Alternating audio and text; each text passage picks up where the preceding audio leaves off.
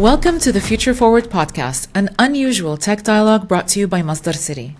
This season, we're exploring innovations and technologies of the future from around the world. I'm Nermeen Negm, the acting head of marketing and communications at Masdar City, a world-class innovation hub and a pioneering sustainable urban community in Abu Dhabi. And I'm Lucy Hedges. I'm the former technology editor for the Metro newspaper in the UK and a BBC presenter and all-round massive gadget geek. Now, over this series, we are focusing on the cities of tomorrow, travelling across the globe to talk to the experts who are making it happen in the cities that are changing the world we live in. So where are we heading to today, Lucy?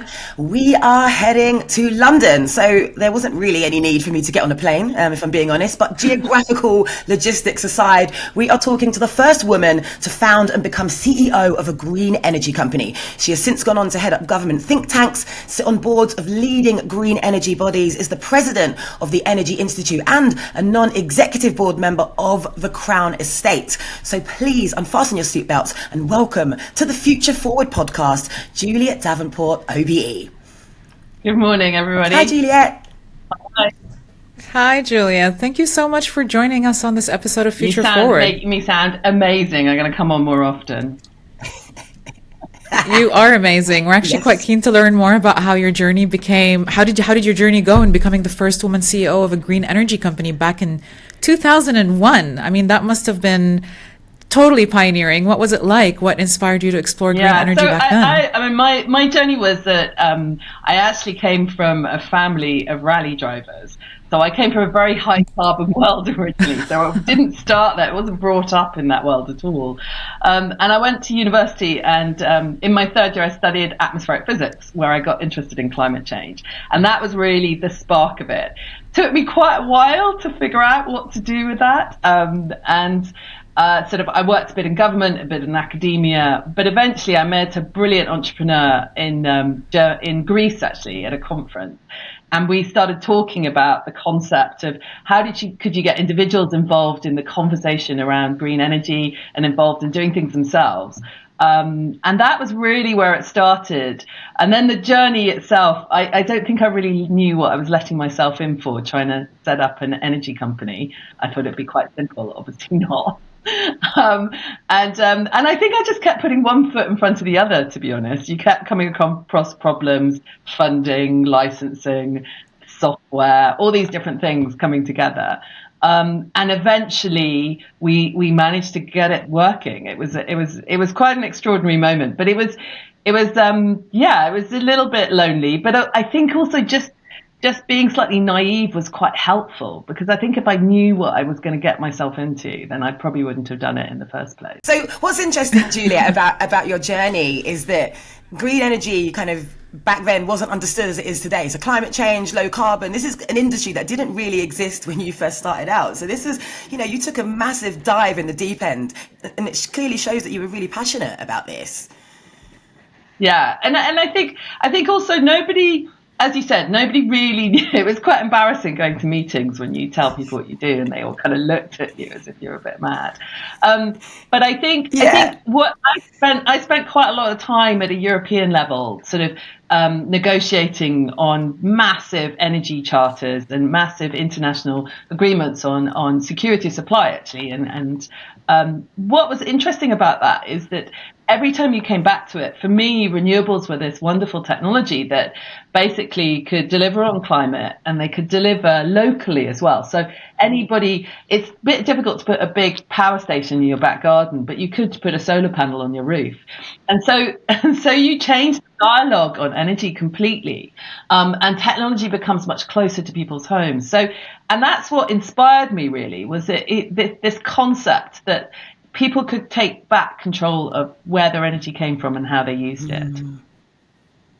Yeah, absolutely. So you're clearly someone with a really deep knowledge and experience of the renewable energy sector. Like I said, you've got loads of passion and, a commitment to business as a force for good. And you're not just about advocating for solutions to climate change, but you're actively creating them as well. So, you've essentially spent your entire career seeking to transform the UK energy market by helping homes and businesses to be a part of this sustainable solution to climate change. So on that note, I want to talk about your work with the Crown Estate. Now this is a property developer in the West End of London, for those of you who don't know.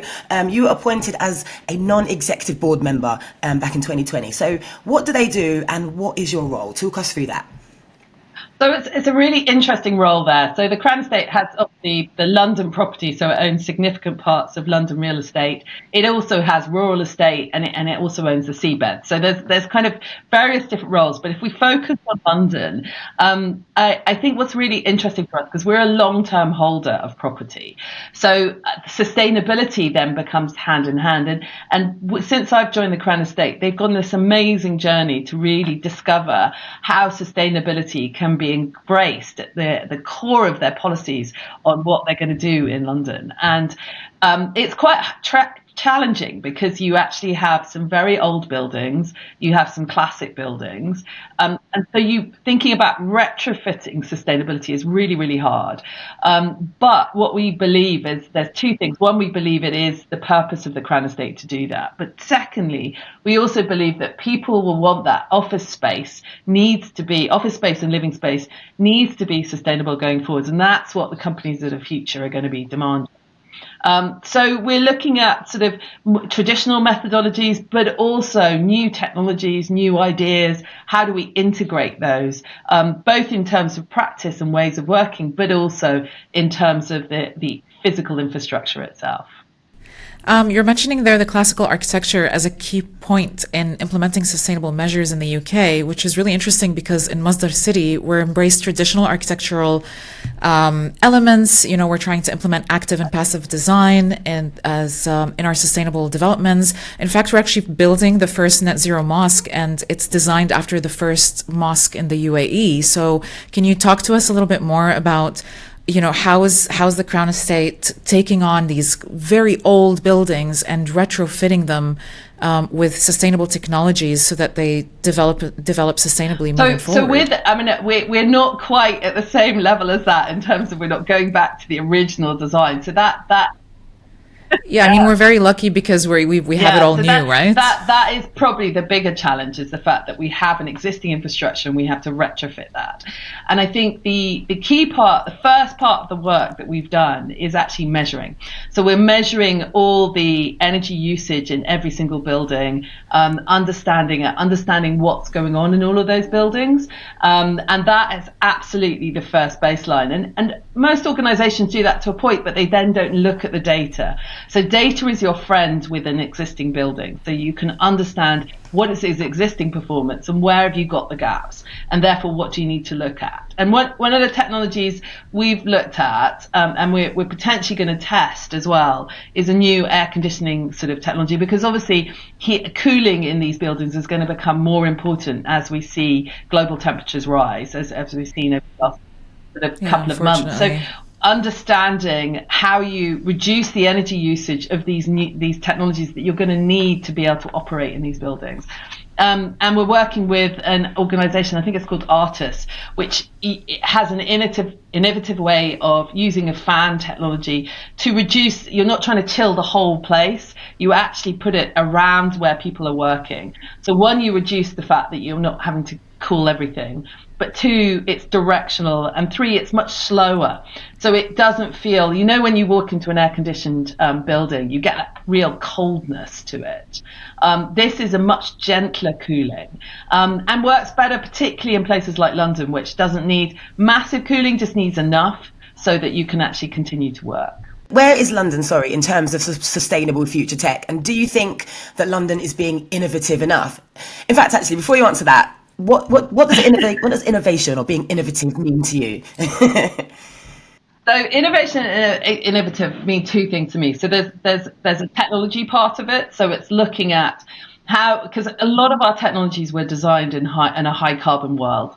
So where energy was cheap, there's loads of it. And so people didn't really think about how to make things in more energy efficiency, more effective from an energy point of view. And so if you look at all appliances, most appliances are designed to be either cheap or very functional. They're not designed to actually be much more efficient. Now, we've seen the big shift in that in terms of refrigeration, in terms of cooking, in terms of all the appliances you might see in somebody's everyday home. But previously it wasn't. So in terms of the innovation technologies, looking at how you build in low energy into those technologies is the first step. The next part is actually what new technologies are you going to need? So if you're looking at decarbonising London, you're going to need 2 or 3 things. You're going to need significant electrification of transport. And significant electrification or district heating systems. So that is going to take a big shift. So that's another big infrastructure play. And we're beginning to see some electrification. So there's new systems in London. We're looking at curbside charging, because obviously most Londoners don't have a driveway where they can put an EV in. Charging for bicycles as well. So those of us who want to cycle but don't necessarily want to go up the hills without a little bit of help. So that infrastructure is moving forwards. And there's another organisation I work with called Connected Curve, who is looking at how do you bring that kind of infrastructure to inner cities, where you have both you build in EV charging, electric bike charging, but you also build in sustainability space, so you can build in biodiversity hubs in the same space. And that thinking, I think, is moving forwards. It's actually about implementing it, though, Lucy. That's the biggest challenge. Is a lot of the local authorities, in terms of their regulations themselves, how do they actually deploy some of these technologies or these new methodologies at pace? And that's the real difficulty, I think. And that's where we need to see much better leadership. It's not just about technologies, it's also about leadership within local government and national government. I think it's really difficult when you have such an old city like London. I'm actually curious to ask you, Lucy, as a resident of London, do you actually see these changes coming on? Do you see more people adopting electric vehicles? Do you see electric charging, stations on the streets? Because there's such narrow streets, narrow sidewalks, winding roads. I think it's very hard to adapt the city, especially all the older areas of it, with all these technologies. Yeah, what I am seeing is London in particular is really boosting its EV infrastructure. I think a few years ago it was really in trouble. The government's pushing this kind of EV agenda, and it's I was writing a lot about electric cars and how this move to electrification is going to be the future, but the infrastructure wasn't level-headed with it. It wasn't moving at the same pace. But even where I live, a lot of cars on the road, parking on the main road, and they've got the infrastructure to charge their cars from their homes. I'm seeing more of that. There's loads of water fountains around London, which I think is great. Recycling is a big thing here. So there are small, not necessarily small, but not major things in place that are kind of screaming that London is incredibly sustainable. But there are small little innovations and infrastructures in place that I think are putting us on the right path. Yeah, and I visit London a lot, so I come into London as a visitor, and things like, what's really interesting, things like the Elizabeth line as a visitor is a massive improvement in terms of transporting yourself across London. That's made. Occasionally, I do cycle in London, so I have a bike at the Paddington station where I jump on my bike and cycle around London. But I have to say, occasionally I get a bit lazy and get on the Elizabeth line because it's so easy and it's so quick.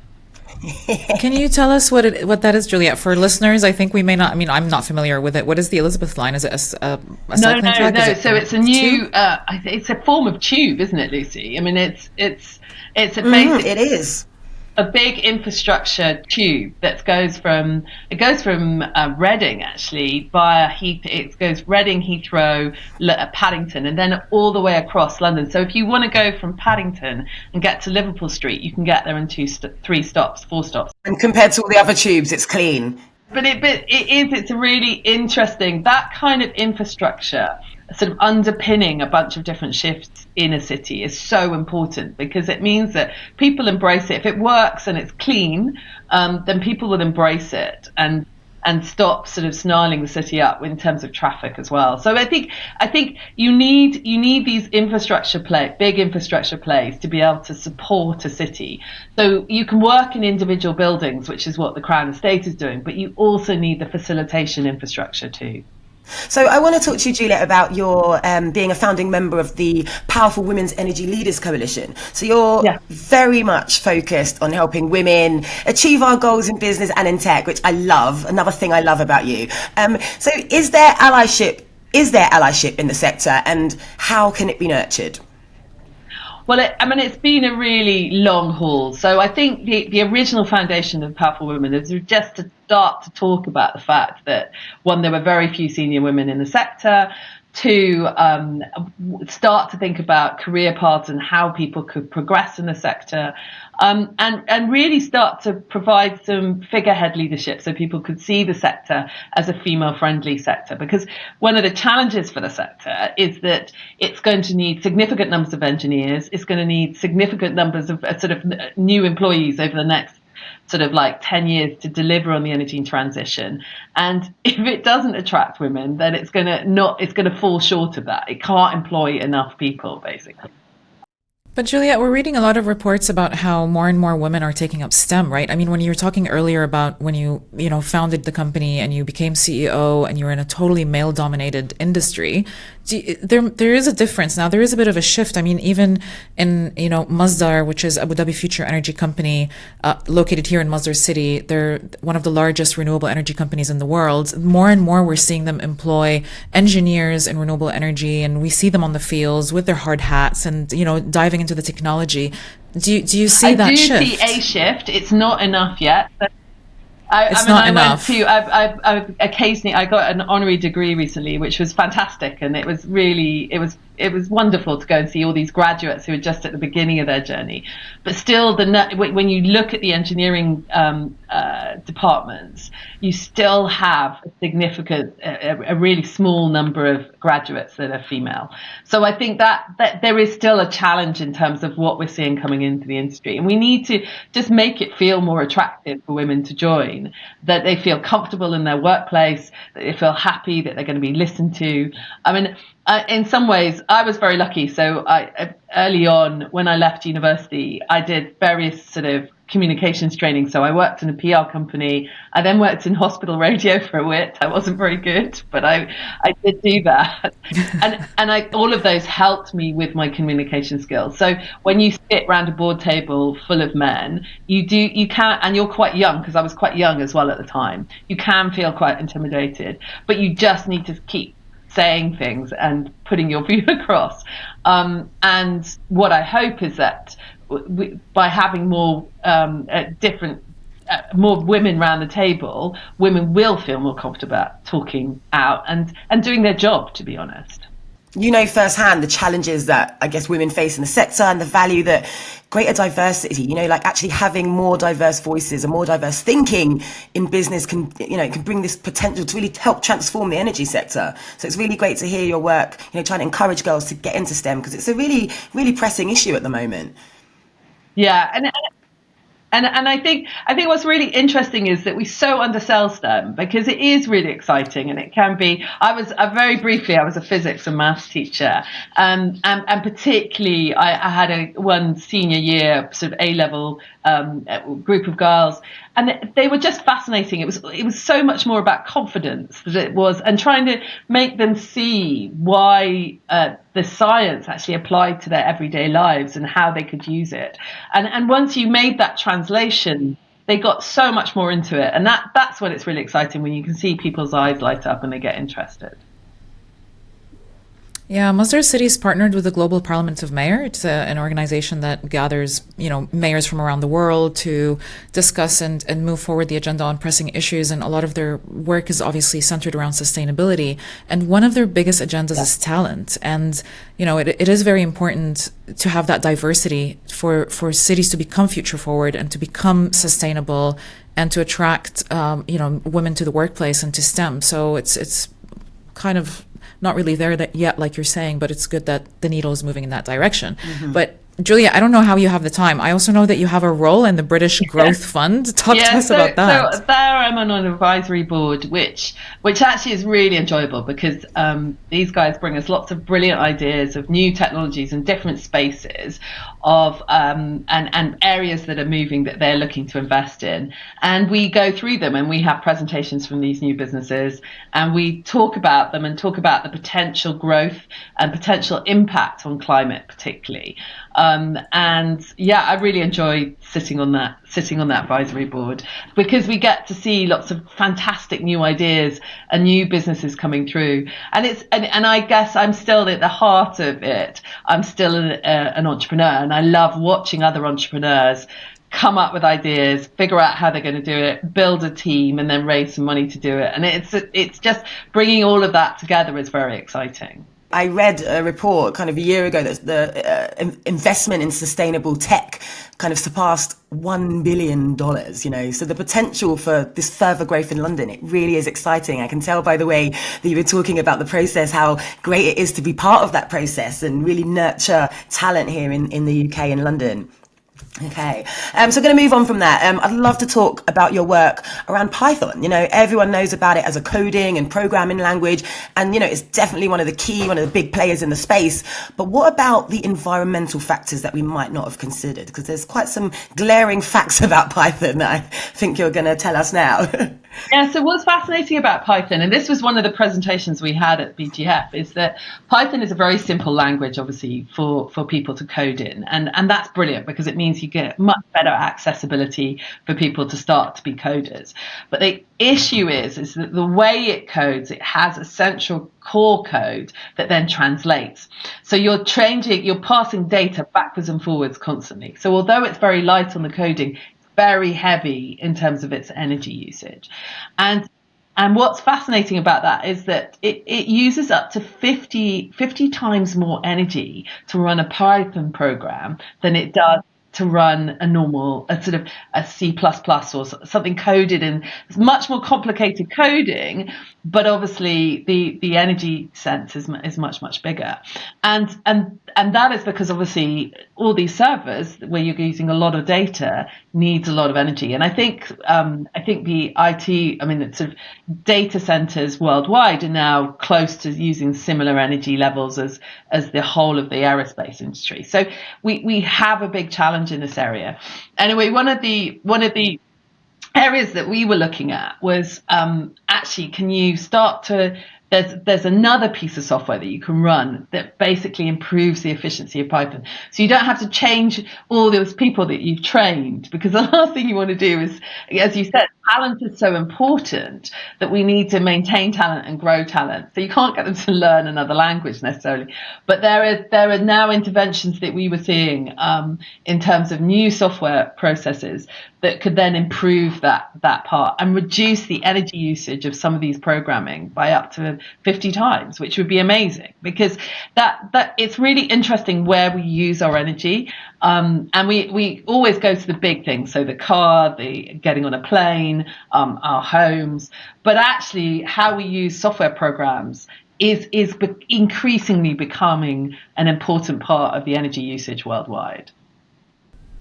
That sounds like a similar problem to cryptocurrencies and the way, all the data and all the energy is required to mine, right? There's a huge amount of energy and data used to mine. And I was doing a conference actually, and there was one of these guys they were a new startup in sort of digital currency and particularly mining. And I was saying, well, listen, why don't you go and put your servers somewhere near a huge source of energy already? So like Iceland, or rather than trying to use existing energy systems, because that's the challenge. If we believe that Bitcoin and cryptocurrencies are the way forward, then we're really going to have to think very hard about where we're going to use our energy sources, because otherwise we're just creating yet another problem from a world where energy has been very cheap but is now much more expensive.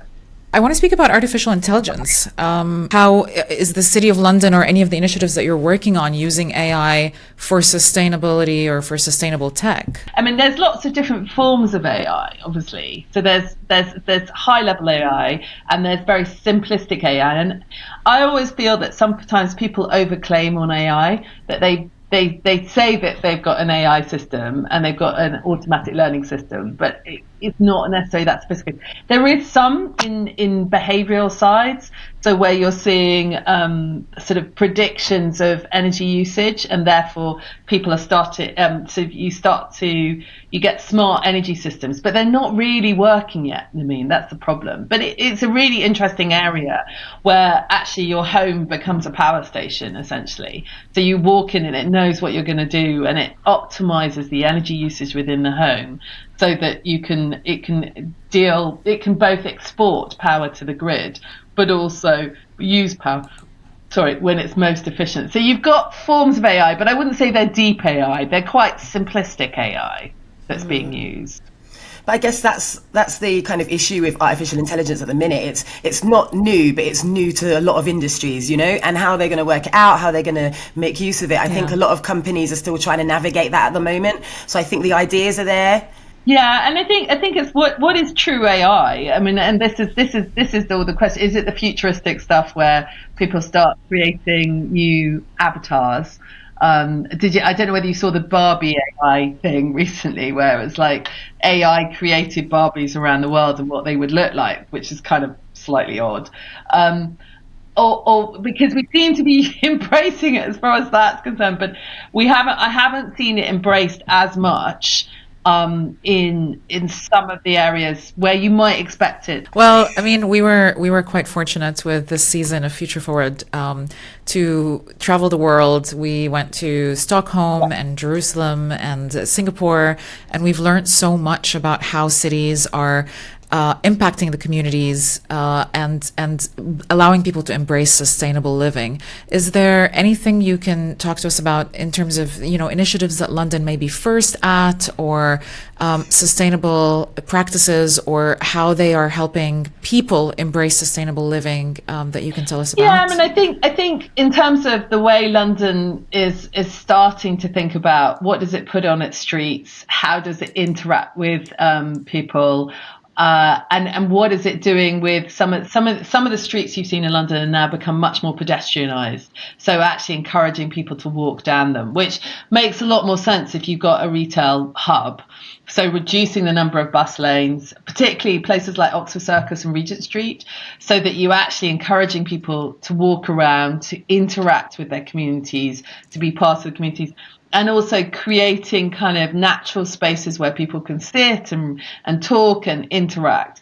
But I don't think that's an amazing innovative step. I just think it's sort of, how do you do that in a very old-fashioned city, which is what London is. London is difficult as a city because it's so old and it's so established, trying to reshuffle things, because you can imagine you cut out a bus lane, everybody complains. But I think there have been various infrastructure plays. Boris, whether you like him or not, did put some bicycle highways all the way through London, which has transformed it, I would say, in terms of accessibility from a cycling point of view. And although I always look slightly terrified at tourists who then start cycling around London. People do cycle around London. I mean, people come to the city and they cycle, and that's not completely shifting. But if you look at some of the more classic cities, I mean, I think Paris is now getting better. Some of the German cities, obviously the Netherlands and some of those cities are very fast forward in terms of their embracing in changing the culture of the city in terms of the way people experience it. But I wouldn't say that London is at the leading edge, but I would say that it's probably much harder because it has existed for so long, and shifting some of those inbuilt infrastructure shifts, but also mindsets about what is London, what does it look like. Mm-hmm. So while London it's kind of could be deemed as a leader, but it's not necessarily leading. It's home to this large family of purpose-driven companies and initiatives, all focusing on tackling climate change and promoting sustainability. So my last question to you, Juliet, are there any current sustainable, innovative technologies being used in London that you'd like to mention, or that we haven't mentioned, or is there any innovations that you'd love to see being implemented in the city? So one of the things, this isn't quite an invention, but it is an organisation that really supports innovation and innovative companies is an organization called Huckletree, which is fantastic. So it's a little bit like WeWork, but all their buildings have been redone in a sustainable way as much as possible. So they've either rebuilt them, repurposed them. But also what I love about Huckletree is that they have a supportive community around the people who work in there. So they invest, but also they have a bunch of mentors. They look after these.